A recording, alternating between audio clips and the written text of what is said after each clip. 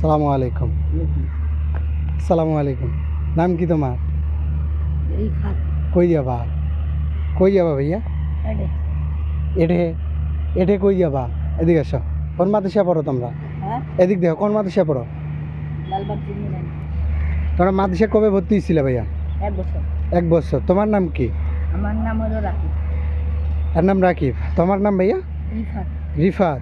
তোমরা এখন কোন বিভাগে আছো? নাজরা। নাজিরা। তোমার বাসা কই? আমার বাসা তোমার বাসা রংপুরে। আর তোমার বাসা? রংপুরে। রংপুরে।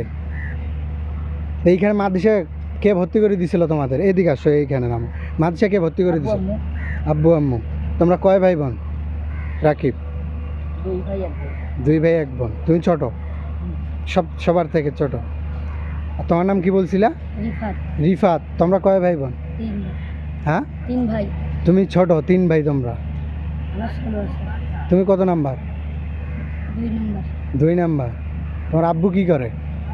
কৃষি কাজ করে। কৃষি কাজ করে। তোমার আব্বু? ব্যবসা। ব্যবসা। কি এর ব্যবসা করে?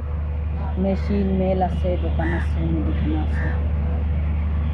মাদ্রাসা থাকো কতদিন পর পর বাসায় যাও তোমরা?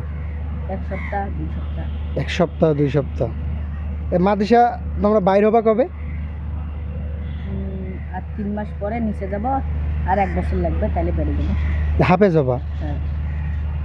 তোমার কোরআন মুখস্থ আছে এরকম কত পারা?